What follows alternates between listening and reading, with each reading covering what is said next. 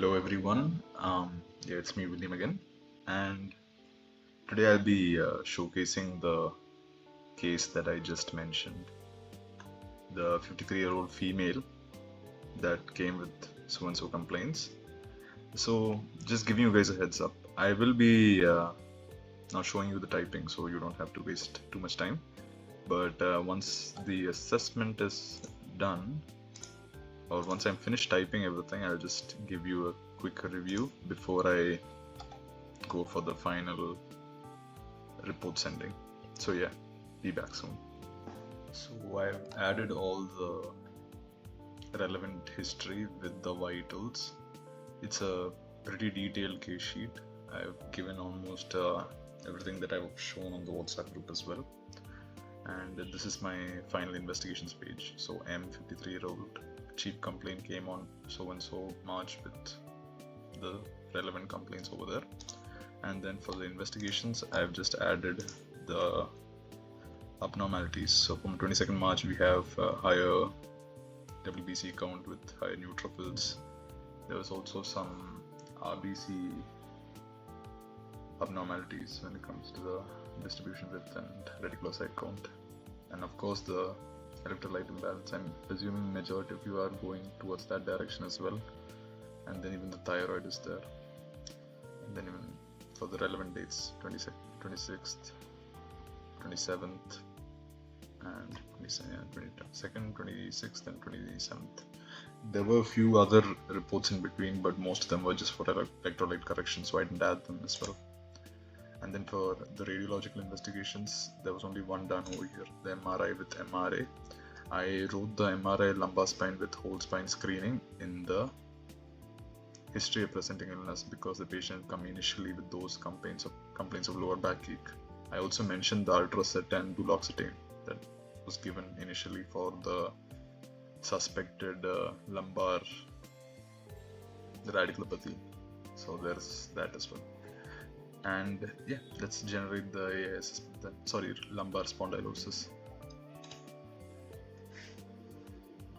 And yeah, this is a overall, I mean, it is a pretty deep dive into this case, and it gives a clear-cut idea about how good the assessment tool is going to be. It is a good litmus test. And matter of fact is, even once the patient was shifted to the higher center, they were not able to give an accurate diagnosis. So let's see what my AI comes up with. Hyponatremia induced encephalopathy with brief justification. Yeah, the patient's initial sodium is okay, fine. Yeah, metabolic encephalopathy. Medication side effects. This was one thing that my professor also considered. And underlying hepatic steatosis. Okay, fine. This is, it's there.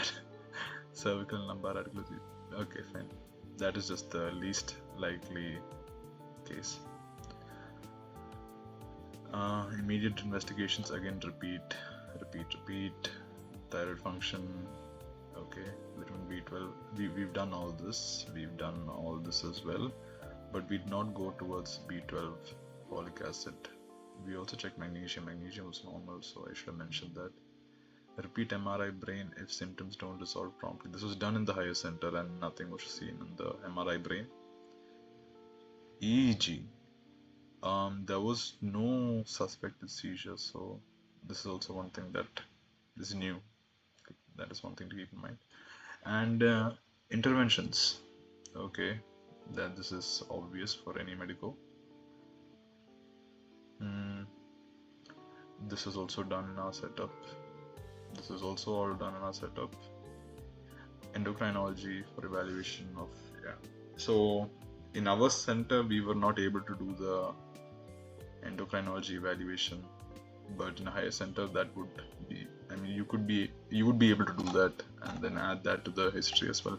Maybe give a more accurate diagnosis. But when the patient was shifted to a higher center, there was nothing seen there as well. So yeah, this is the overall breakdown. I think the diagnosis is pretty top notch, except for the radiculopathy. Like, I just feel like that is just there for the lower backache. But besides that, hyponatremia induced encephalopathy and metabolic encephalopathy were the prime suspects. And all the investigations and management plans are also accurate. to the T. So yeah, I'll also be sending the PDF printout of this so that you guys can also check it out. Alright, take care.